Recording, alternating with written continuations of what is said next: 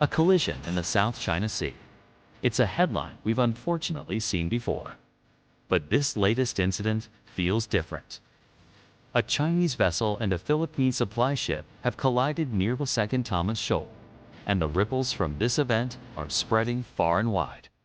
Is this just another Tuesday in one of the world's most contested waterways, or is it a sign of a dangerous new chapter, a spark that could ignite a much larger conflict? Stick with me, because we're going to unpack what just happened, why it matters to everyone, and what it could mean for 2025 and beyond. Let's set the scene. The location is the Second Thomas Shoal, known in the Philippines as Ayungin Shoal and in China as Renai Zhao. For years, the Philippines has maintained a small military contingent on a deliberately grounded World War II ship, the BRP Sierra Madre, to assert its territorial claims. To keep these troops supplied, Manila sends regular resupply missions. This is where the tension always starts. China, which claims almost the entire South China Sea under its 9-dash line, views these missions as a violation of its sovereignty. They consistently try to block, harass, and intimidate the Philippine vessels. So, what happened this time? According to official reports from Manila, a Philippine supply vessel was on a routine rotation and resupply mission.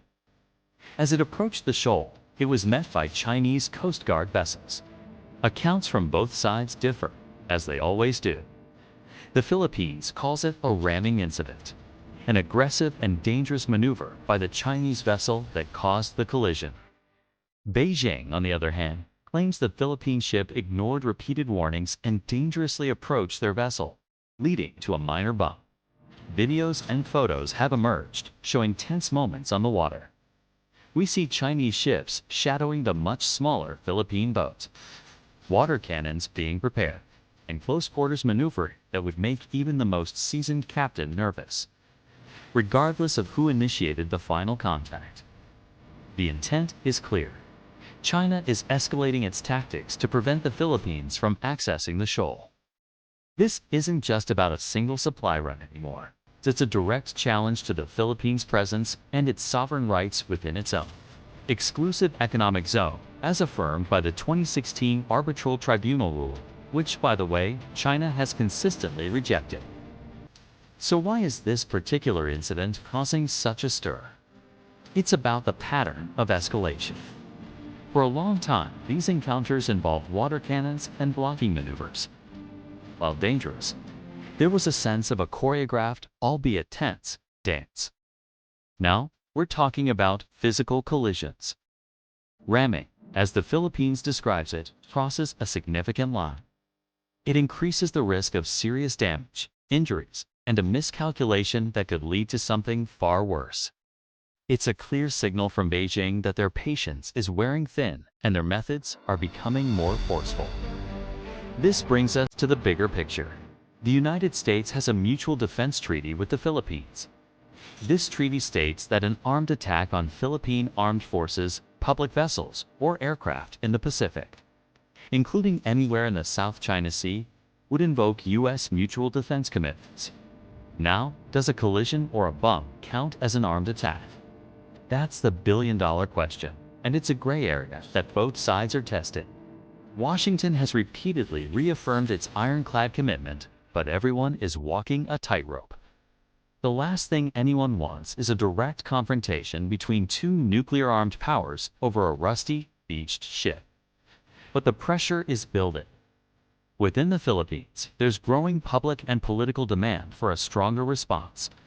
President Marcos Jr.'s administration has been much more vocal and assertive in defending its maritime rights than his predecessor.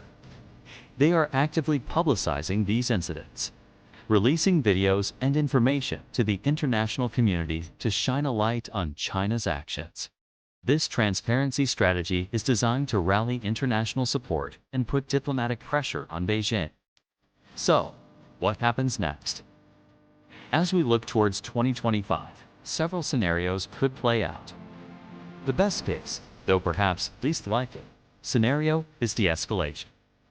through back-channel diplomacy and international mediation. Both sides could agree to a code of conduct to manage these encounters and avoid accidents. It's what everyone says they want, but actions on the water suggest otherwise. A more likely scenario is the continuation of this tense status quo. We'll see more close calls, more water cannons, and possibly more collisions. It's a dangerous game of chicken, where each side tries to assert its position without triggering a full-blown crisis. The risk, of course, is that one day a miscalculation happens. A collision is worse than expected. A sailor is seriously injured or a vessel is disabled. In the heat of the moment, how would each side react? That's the path to rapid, uncontrolled escalation. The most dangerous scenario is a deliberate escalation. China, frustrated with the Philippines' persistence, could decide to take more drastic action, perhaps attempting to completely seal off the shoal or even remove the BRP Sierra Madre. Such a move would almost certainly trigger the Mutual Defense Treaty with the United States, placing the entire region on a knife's edge. This isn't just a regional squabble over some rocks and reefs. The South China Sea is one of the world's most critical shipping lanes. Trillions of dollars in global trade pass through these waters every year. Any conflict here would have immediate and severe consequences for the global economy, disrupting supply chains and sending energy prices skyrocketing. That's why countries from Japan and Australia to the UK and France are all paying close attention. They're conducting their own freedom of navigation operations and increasing security cooperation with the Philippines. The international community's role is crucial. The more countries that speak up in support of international law, like the UN Convention on the Law of the Sea, the more pressure it puts on China to moderate its behavior. This isn't about taking sides in a territorial dispute. It's about upholding the rules-based order that ensures stability and freedom of navigation for everyone. So, as we watch these events unfold, remember what's at stake. It's about the sovereign rights of a nation, the stability of a vital global region, and the fundamental principles of international law. The collision near the Second Thomas Shoal is more than just a news headline. It's a barometer for the future of the Indo-Pacific. The actions taken today by Manila, Beijing, and Washington will determine whether 2025 will be a year of cautious escalation or a year of dangerous confrontation. This situation is incredibly fluid and changes daily. What are your thoughts on this? Do you think China's actions are justified, or is this a clear case of both? And if you found this breakdown informative and want to stay updated on critical global events like this, please consider hitting that subscribe button and turning on notifications. It really helps the channel continue to bring you this kind of in-depth analysis.